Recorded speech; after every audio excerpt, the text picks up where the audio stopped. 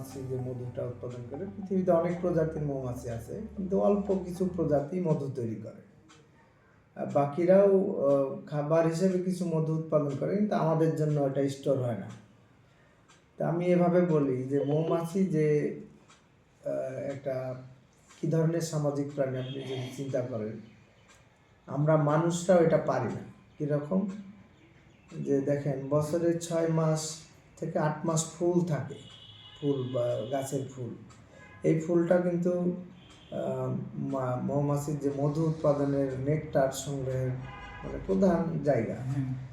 এখন যদি ফুল না থাকে তাহলে তো নেকটার পাবে না, মধুও হবে না। এক্ষেত্রে মৌমাছি যে মধু উৎপাদন করে, সে কঠোর পরিশ্রম করে, ফুলে ফুলে হাজার হাজার ফুলে ঘুরে এক ফোঁটা মধু তৈরি করে।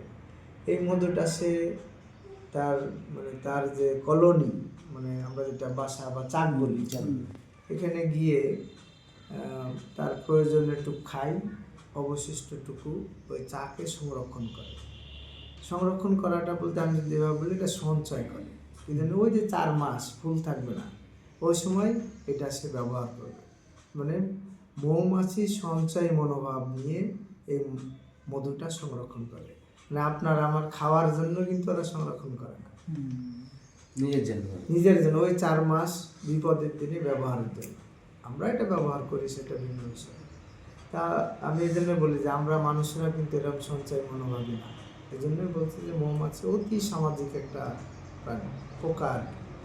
তা আর একটা বিষয়, আশ্চর্য বিষয়, অজানা মানুষের, এটা শুনলে অনেকে হয়তো একটু আনিজি লাগবে, যে মৌমাছির পাকস্থলী 2টা, মানুষের পাকস্থলী তো একটা, মৌমাছির পাকস্থলী 2টা। এই যে ফুলের রস বা নেকটার নেওয়ার পরে তার প্রয়োজনীয়টুকু তার একটা পাকস্থলীতে খাবে, পরিপাক হবে। আরেকটা পাকস্থলী, এটা হচ্ছে ফ্যাক্টরি, মধু তৈরির ফ্যাক্টরি। ওখানে এটা মধু তৈরি হবে। এরপরে সেই মধুটা সে বমি করে চাকে সংরক্ষণ করবে। খুব কঠিন প্রক্রিয়া একটা।